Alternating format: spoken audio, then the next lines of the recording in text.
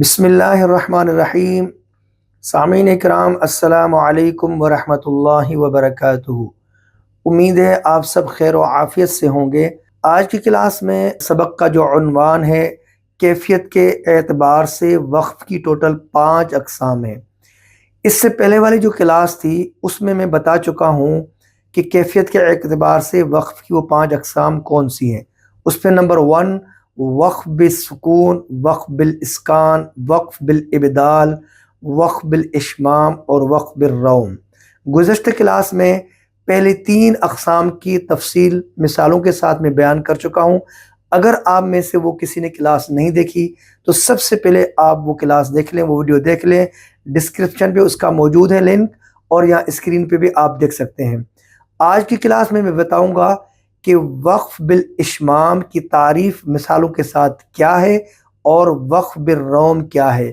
تو آپ اس کلاس میں آخر تک رہیں، پوری ویڈیو آپ دیکھیں تاکہ آپ ان دونوں اقسام کے بارے میں اچھی طرح معلوم کر سکیں۔ اب میں آپ کو باقاعدہ تعریف اور مثالوں کے ذریعے سمجھاؤں گا کہ وقف بالاشمام کیا ہے اور وقف بالروم کیا ہے۔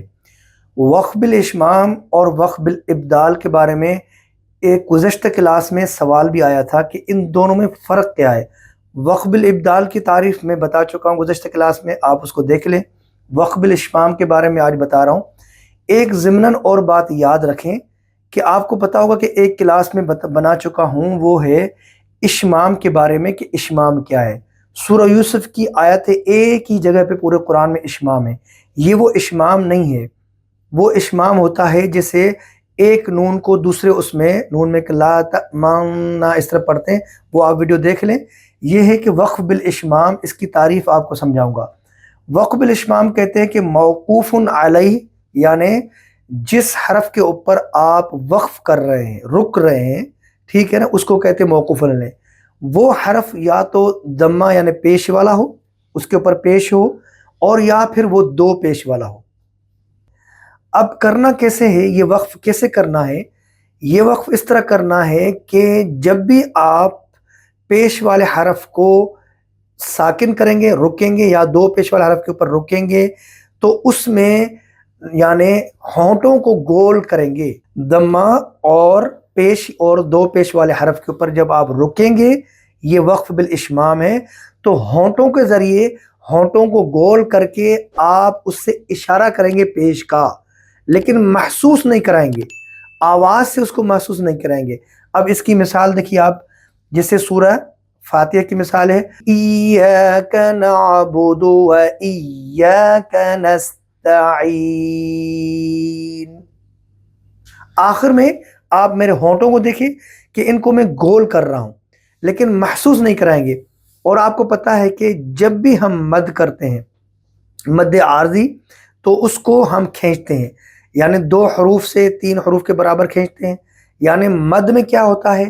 مد میں قصر ہوتا ہے، مد میں طول ہوتا ہے، اور مد میں توسط ہوتا ہے، ٹھیک ہے نا۔ یعنی قصر سے مراد یہ کہ 1 الف سے 2 حرف کے برابر، اور پھر اس میں 2 حرف سے 3 حرف سے 4 حرف کے برابر، اور 4 حرف سے 5 حرف کے برابر یہ طول ہوتا ہے۔ تو یہاں پر اس کو کھینچیں گے، کھینچ کے پیش کی جو پیش ہے اس کو ہونٹوں کے ذریعے سے ہم گول کر کے اس کو صرف ہم اس کو اشارہ کریں گے، ایاک نعبد و ایاک نستعین۔ اب دیکھیے یہ ہے پیش۔ اب میں مثال دیتا ہوں آپ کو 2 پیش کی۔ اب 2 پیش میں یہ اشمام کا وقف کیسے ہوگا، دیکھیے آپ، ان اللہ عزیز حکیم۔ دیکھیے یعنی 2 پیش کے اوپر جب ہم وقف کریں گے تو اس کو محسوس نہیں کرائیں گے، صرف ہونٹوں سے 2 پیش کی طرف اشارہ کریں گے، ہونٹوں سے 1 پیش کی طرف اشارہ کریں گے۔ میں پھر پڑھتا ہوں، ان اللہ عزیز حکیم۔ اب دیکھیے کیفیت کے اعتبار سے وقف کی 5ویں اور آخری قسم، وقف بالروم، بہت ہی آسان ہے۔ لیکن تھوڑا سا اس میں آپ سمجھنے کے لیے کوشش کیجیے. آپ سب سے پہلے دیکھیں کہ وقف روم کن چیزوں میں ہوتا ہے. وقف روم پیش میں، دو پیش، زیر اور دو زیر میں ہوتا ہے. اس کی تعریف کیا ہے؟ کلمے کے آخری حرف کو ساکن نہ کیا جائے بلکہ اس حرف کو 1/3 حصہ ادا کیا جائے. یعنی کلمے کا جو آخری حرف ہے اس کو مکمل طور پر ساکن نہ کیا جائے.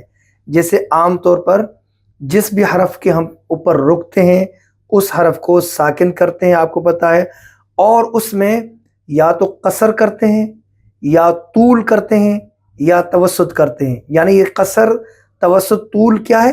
یہ مد کے اقسام ہے. جب ہم وقف کرتے ہیں مد عارضی کرتے ہیں. لہٰذا اس کے اندر وقف بالروم کے اندر اس کلمے کو، اس حرف کو بغیر ساکن کیے اس کا 1/3 حصہ ادا کیا جائے گا. ٹھیک ہے، آپ اس کو نوٹ بھی کر لیں اور آپ اس کو اپنے پاس نوٹ بک میں لکھ لیں.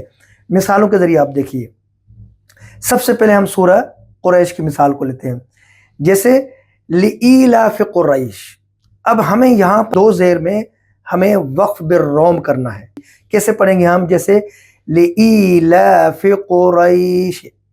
دیکھیں آپ، لإیلاف قریش یہ وقف بالروم ہے. جیسے لإیلاف قریش، ٹھیک ہے، ایلافہم رحلۃ الشتاء والصیف.